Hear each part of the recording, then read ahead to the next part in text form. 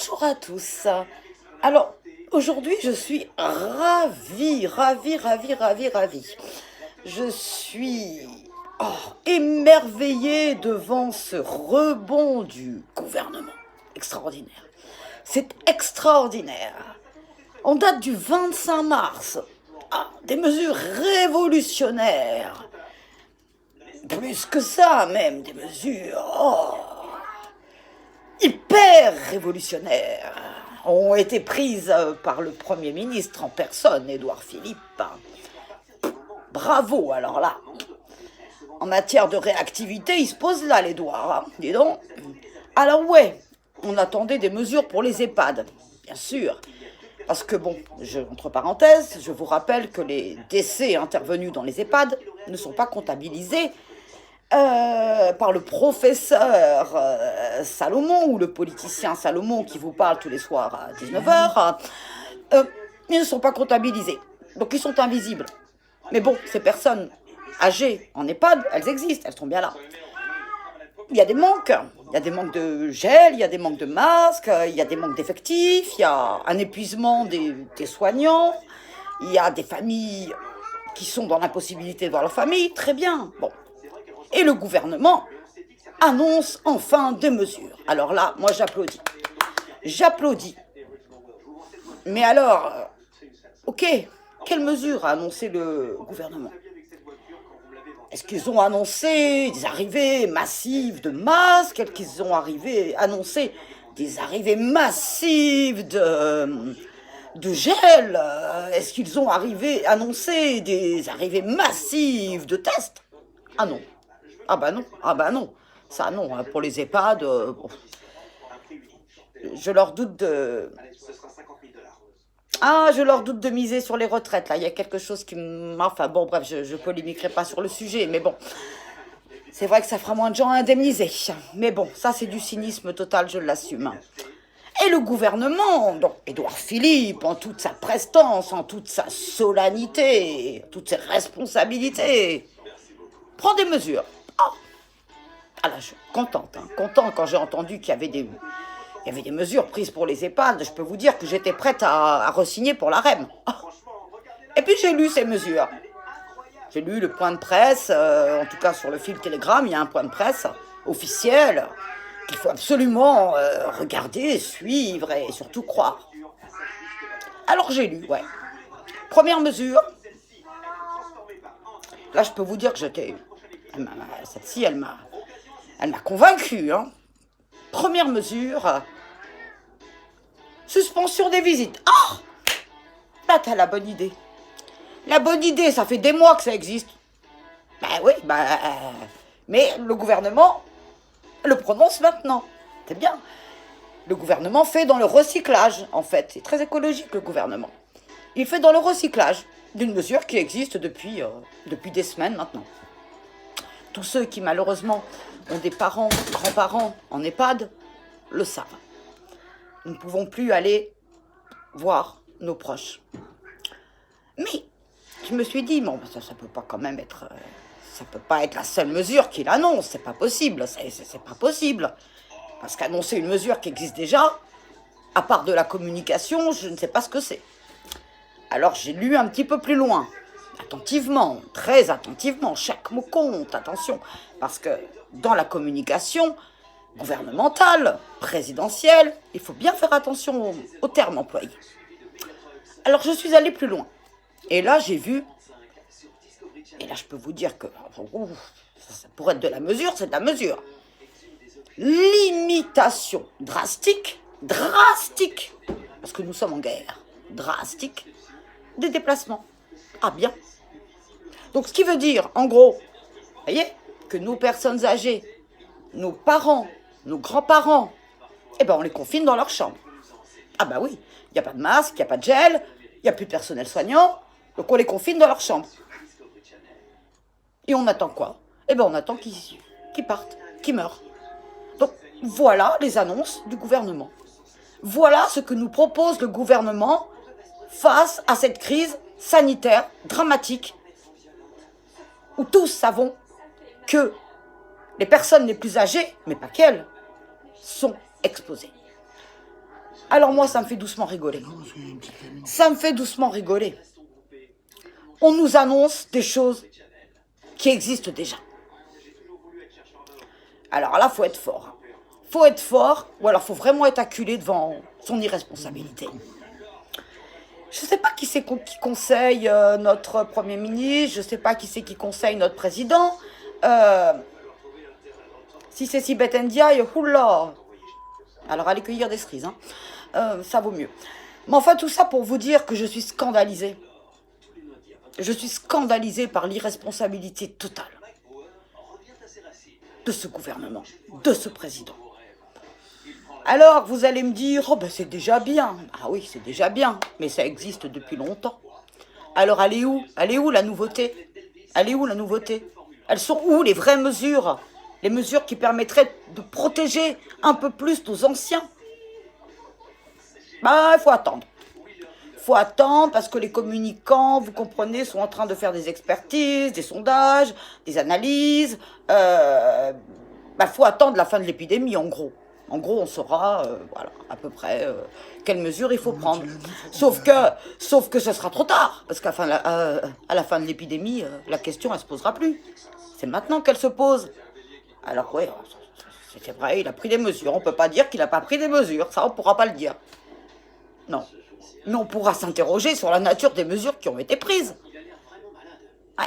Limiter vos visites. Ah ben oui.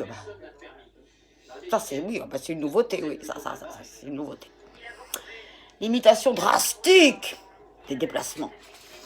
On sait tous que les personnes âgées ont besoin un petit peu de se dégourdir pour éviter les escarres, notamment pour maintenir un semblant de vie. Cette vie qui s'étiole peu à peu. Mais le gouvernement l'a décidé. Alors, on écoute le gouvernement. Et on applaudit. En plus, il y a des cons qui sont là pour applaudir. Mais, oh. Arrêtez. C'est pas ces mesures-là qu'on attend. C'est pas ces mesures-là que les personnels des EHPAD attendent. Vous vous foutez de qui? Il a dit, il va réagir. Alors, j'ai entendu dire que les mesures seront prises après l'épidémie. On tirera des constats. Mais c'est juste impossible, c'est juste inentendable. Les constats, c'est maintenant qu'il faut les tirer. Parce que comment vous ne pouvez pas voir? Mais vous voyez, le pire, c'est qu'il voit. Il voit et ne tire aucun constat. Alors oui, je réitère qu'au terme de cette épidémie, puisque cela ne peut pas intervenir maintenant, je pense, en termes de fonctionnement démocratique d'un pays, mais il faudra poser en des termes très clairs la question de la destitution présidentielle au titre de l'article 68 de la Constitution. J'espère qu'il y aura des membres dans l'opposition pour soulever cette question de la destitution présidentielle. On en est là aujourd'hui. Parce que, excusez-moi, mais l'indécence, là, on y est, elle est à son paroxysme. Alors ça suffit. Arrêtez le recyclage de mesures qui existent déjà. Prenez les mesures qu'il convient. Arrêtez votre communication. Vous ne convainquez plus personne. Plus personne. Même pas vous-même. Et que Sibeth Ndiaye, Madame Cerise, Madame Agriculture, arrête tout simplement. Tout ça, c'est une honte envers l'ensemble de nos concitoyens. Alors, qu'est-ce que je peux vous dire? Si ce n'est que ce gouvernement, ce président, en gestion de crise, zéro. Alors on nous dira, oui, ce gouvernement, ce président ont créé des emplois. Effectivement, c'est ce qu'on nous dit depuis... Combien de morts? De combien de morts seront-ils responsables?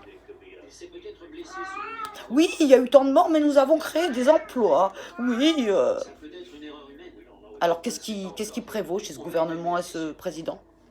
Qu'est-ce qui prévaut? Moi je leur pose la question. La monnaie, le fric, le flouze. C'est juste ça. C'est juste ça. Ce gouvernement est une honte. Ils vous ont vendu de l'humanisme, la révolution. Du vent. Du vent. Alors, à partir du moment où un pays, où des dirigeants sont incapables ou ne veulent pas protéger les plus démunis d'entre nous, alors moi j'appelle ça un déni de démocratie. J'appelle ça une trahison d'État. Parce que c'est la situation dans laquelle on est. Nos dirigeants, que nous avons investis par le suffrage universel, sont aujourd'hui totalement discrédités. Et je souhaite qu'au terme de cette épidémie, qui arrivera, j'espère, le plus vite possible, je souhaite que l'opposition prenne toutes ses responsabilités. Et oui, Gérard Larcher a raison lorsqu'il évoque la mise en place d'une commission parlementaire. Parce que, au-delà de ce que je vous ai dit par rapport aux mesures révolutionnaires sur les EHPAD, il faut savoir que le gouvernement actuellement et le président, puisque c'est le président qui statue par voie d'ordonnance, est en train de piétiner le droit du travail par ordonnance, c'est-à-dire sans contrôle aucun du Parlement, c'est-à-dire en faisant acte d'un pouvoir discrétionnaire, arbitraire, inique. C'est inacceptable. Alors j'ai vu que la CGT avait déposé un préavis de grève. Et bien pour la première fois, je dis bien pour la première fois de ma vie, je soutiens. J'ai lu les revendications et je suis en phase totale avec ces revendications. Oui, la France mérite mieux. Oui, les Français méritent mieux. Oui, la protection de tous est un impératif. Alors, pour la première fois de ma vie, ouais, je vais soutenir ce préavis de grève. Je vais soutenir Martinez, que j'ai dégommé des fois et des fois. Là, je vais le soutenir. Et je vais encore me faire insulter. Et peu importe, je m'en fous. Je m'en fous. Nous sommes face à des gouvernants irresponsables. Il est temps que les contre-pouvoirs institutionnalisés et les autres se mettent en branle pour dénoncer cette mascarade, pour dénoncer cette imposture, pour dénoncer cette mise en danger délibérée. J'irai pas jusqu'à parler de complicité d'assassinat, mais presque. On en est là. Et oui, la Haute Cour de justice devra être saisie. Oui, nos dirigeants, les membres du gouvernement devront répondre de leurs actes ou plutôt de leurs omissions. Et tout ça, je le soutiendrai, je le relayerai. Et pour terminer, je réitère que j'aimerais que chacun d'entre vous, tous les jours, ait une pensée sincère. Parce que vous pouvez tous être touchés. Il n'y a pas que les personnes âgées. Il y a une jeune fille de 16 ans qui est décédée. Mais Olivier Véran n'a pas voulu communiquer sur la mort tragique de cette jeune fille, se réfugiant derrière le secret médical. Il y a quelque temps, il demandait la levée du secret médical pour les violences conjugales. Enfin, vous chercherez la logique, il n'y en a aucune. Ce gouvernement n'a aucune logique. Aucune logique, si ce n'est la logique économique du mensonge et de la communication qui vise à la désinformation et à la manipulation. Pourquoi pensez-vous que M. Salomon, macronien de la première heure, puisque parti du gouvernement depuis 2018, pourquoi pensez-vous qu'au lieu de nous parler tout de suite de ce qui se passe en France, de ce qui nous intéresse nous tous, commence son laïus en nous parlant du monde? Tant de personnes recensées dans le monde, tant de morts, tant machin, Italie. Il passe que presque en revue tous les pays du monde. Pourquoi? Mais pour noyer dans cette masse d'informations la situation de la France. C'est tout, c'est tout. C'est une stratégie de communication. Et surtout, ne comptons plus que les morts. Ah là là, il ne faut pas affoler la population. Mais comptons les guéris, allons-y, comptons les guéris. On en est là aujourd'hui. On en est là. Dans une communication qui est manipulation des masses. C'est de la propagande. Ce gouvernement est en train de faire de la propagande. Alors je ne dirais pas que il ne faut pas recenser les guéris, c'est très bien, c'était effectivement une lueur d'espoir pour beaucoup d'entre vous. Mais la priorité aujourd'hui, c'est les patients. C'est ceux qui sont en réanimation. C'est ceux qui sont chez eux contaminés tout seuls, à qui on dit démerdez-vous, parce que c'est ce qui se passe. C'est ceux qui sont partis. Et ces familles qui restent, qui pleurent. Comment vont-elles rendre un dernier hommage à leurs proches? J'en sais rien. Je ne le sais pas. Je ne le sais pas. Donc c'est dramatique. Et au nom de tout cela, oui, je m'autorise à parler. Je m'autorise à parler. Peu importe les conséquences. Je dis bien, peu importe. Alors, protégez-vous. Et surtout, soyez solidaires des uns des autres. Parce que n'attendez rien du gouvernement. N'attendez rien. Si ce n'est de la communication. Si ce n'est des scénarios. Des scénarios pour rassurer, pour... Déjà, leurs chiffres, ils sont faux. Leurs chiffres sont faux, puisqu'ils ne sont que le résultat des données remontées par les hôpitaux. Ne sont pas comptabilisées les personnes qui meurent dans les EHPAD. Ne sont pas comptabilisées les personnes qui meurent dans les foyers associatifs. Ne sont pas comptabilisées les personnes qui meurent à leur domicile. Ne sont pas comptabilisées les SDF qui décèdent. Ne sont pas comptabilisés les migrants. Ne sont pas comptabilisés les gens du voyage. Ne sont pas comptabilisés tellement de personnes qui décèdent ou qui sont malades. Alors, ces chiffres qu'on vous avance chaque soir, mais vous pouvez les multiplier par 2, par 3, peut-être par 4. Je ne sais pas, je ne suis ni médecin ni virologue. J'en sais rien. Mais arrêtez de vous fier à ces chiffres. Arrêtez. Tout cela, c'est de la communication. Alors, vous ne laissez pas endormir par tout ça. Et je vais me permettre de vous donner un conseil. Je ne suis pas la seule à ouvrir ma gueule.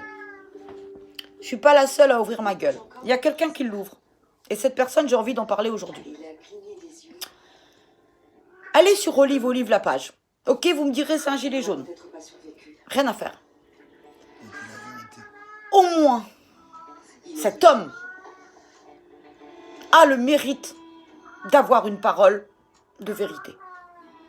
Nous avons à peu près des discours concordants.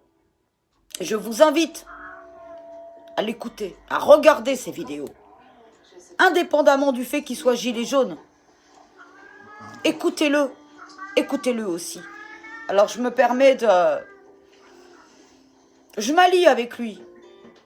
On n'a pas eu encore la possibilité d'entrer en contact l'un avec l'autre. Mais j'espère que ça se fera dans les plus brefs délais pour que moi je puisse apporter des éléments sur ce que je sais des fonctionnements de la REM et que lui puisse porter une autre parole. Oui, je suis en train de prendre d'autres contacts avec des gens, d'autres mouvances politiques. Je ne vous le cacherai pas. J'ai des contacts. Pourquoi? Tout simplement pour qu'à un moment donné, la vérité soit dite. Qu'il soit gilet jaune, qu'il fasse partie du Rassemblement national, qu'il fasse partie de la France insoumise, qu'il fasse partie des Républicains ou autres. J'ai des choses à leur communiquer. Nous avons des choses à partager. Et cela, au nom d'une seule chose, l'union nationale. Vous voulez l'union nationale? Je pratique l'union nationale. Alors, regardez, écoutez Olive la page. Et d'autres liens qu'il y a sur cette page et qui vous donneront une autre communication, ou plutôt une autre vérité que ce mensonge qu'on vous vend. Et ouais, ce type, il a du courage. Il a du courage parce que il ouvre sa gueule. Malgré les blocages de compte, malgré les désactivations de sa page, il continue. Et moi, je continuerai aussi, que ça vous plaise ou que ça vous plaise pas. Je continuerai.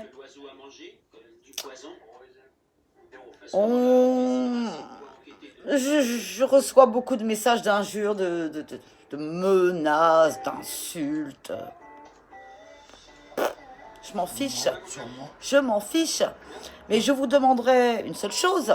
La personne qui s'expose, c'est moi, on est d'accord. Je n'autoriserai en aucun cas que vous vous attaquiez à mes proches. En aucun cas. En aucun cas. S'il y a quelqu'un contre qui vous pouvez effectivement vous retourner, c'est moi. Parce que c'est moi qui m'expose.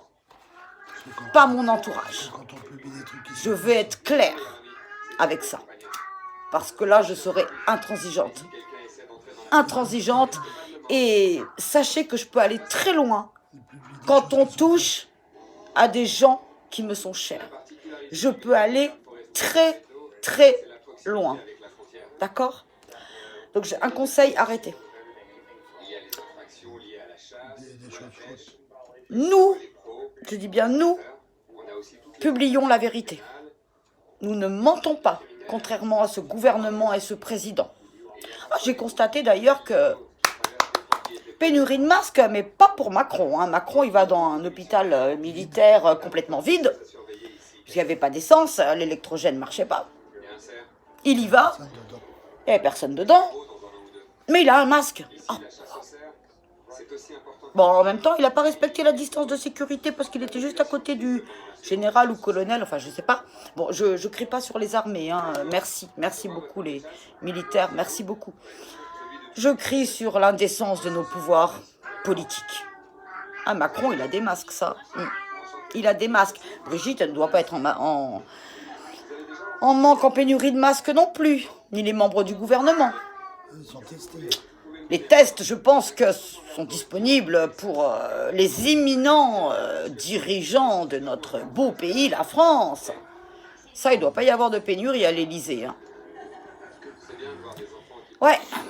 Enfin, c'est l'ordre des priorités de ce gouvernement. Donc, restez chez vous, crevez chez vous. C'est ça le mot d'ordre, en fait. Hein. C'est pas autre chose. Hein. C'est pas autre chose. Et ce qu'on vous annonce comme le médicament miracle, la chloroquine, qu'on m'explique pourquoi la chloroquine, le 13 janvier 2020, par décret, a été classée parmi les substances vénéneuses, c'est-à-dire interdites en fait. 13 janvier, 25, 26, 27 mars, c'est le médicament miracle. Ouais. Sachez que ce médicament, cette substance peut provoquer des arrêts cardiaques. Oh, c'est un détail. C'est un détail. On n'est plus à quelques morts près, vous allez me dire. Hein. C'est vrai que ça facilitera la mise en œuvre de la réforme des retraites, tout ça. Ouais. Alors moi, j'ai honte. J'ai honte, et je le dis. Alors maintenant, allez-y. Vous êtes libre de m'insulter, mais il ne sera pas dit que je ne continuerai pas. Non, je ne vous ferai pas ce plaisir-là, parce que je suis outrée. Ouais, on annonce des mesures pour les EHPAD. Alors là, j'en ai entendu des conneries de la bouche de ce gouvernement, mais alors là, je crois qu'on atteint le summum. Hein. Et ils se sont trompés, on n'est pas dans une comédie, là. On n'est pas... C'est pas camping, hein. C'est pas camping, hein. C'est pas Patrick Chirac, hein. C'est Édouard Philippe. Ouais, il s'est trompé. Il s'est trompé de casting, je crois. Il y a eu beaucoup d'erreurs de casting dans ce gouvernement. Beaucoup trop. Mais enfin, ça, c'est... Je vous donnerai des informations assez, comment dirais-je, assez, assez ubuesque quand même sur la manière dont on essaie de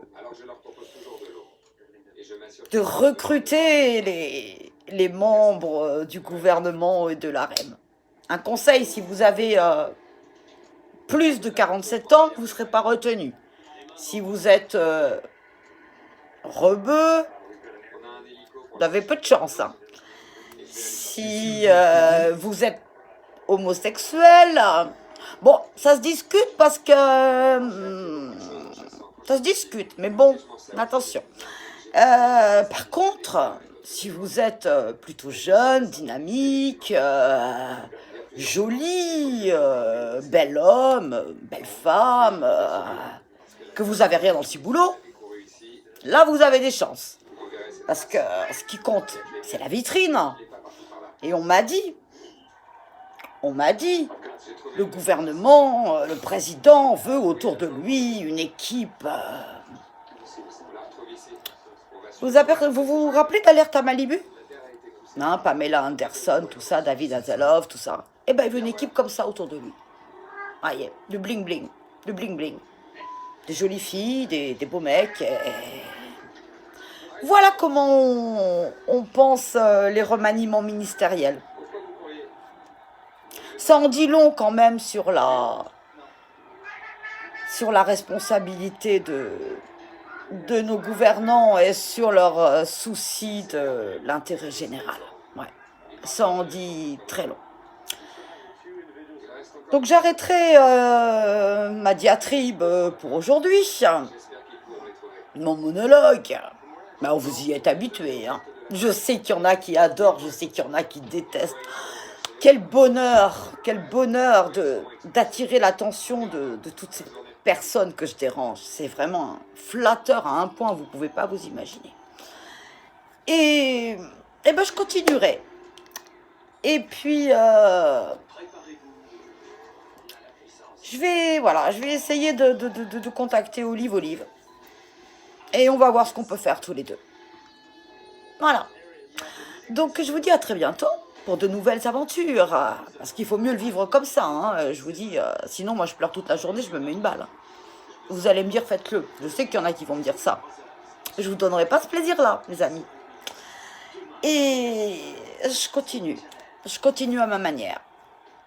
Alors, je vous souhaite une excellente journée. Restez chez vous.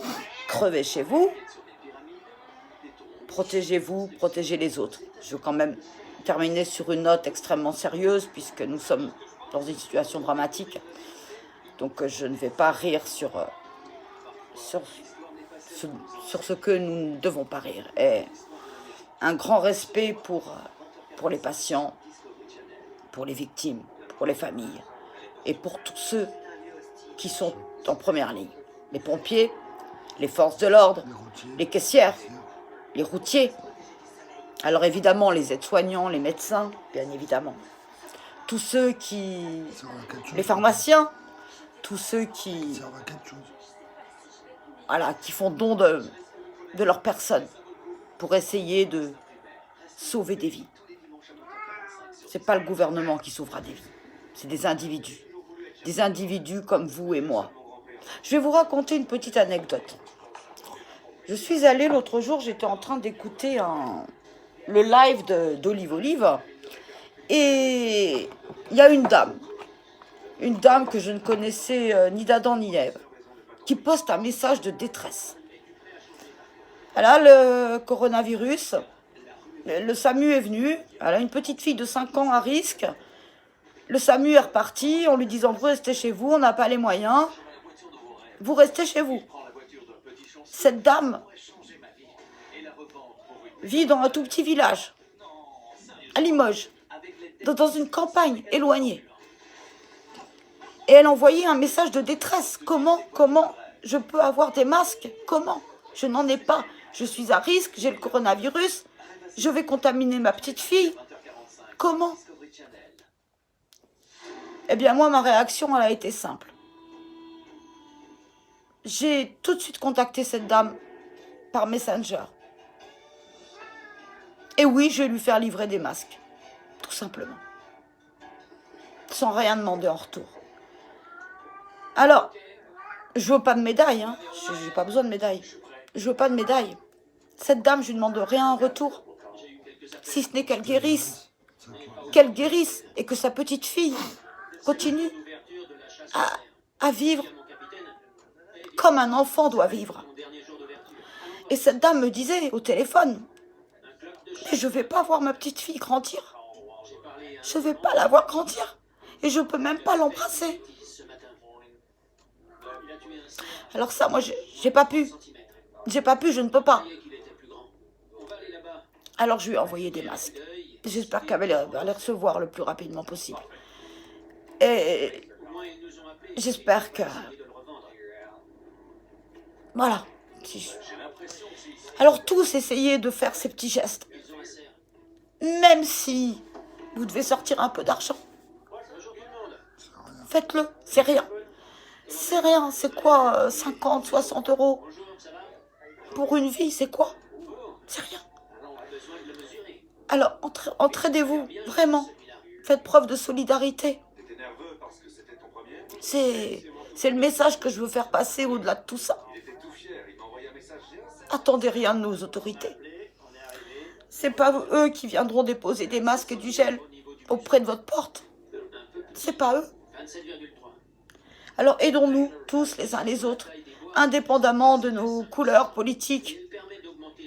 Juste parce que nous sommes hommes et femmes, nous sommes humains. Pensez à ça. Et un petit geste. Des petits gestes peuvent sauver des vies. Alors ne vous en privez pas. Je vous remercie et prenez soin de vous. Au revoir. Bonne journée.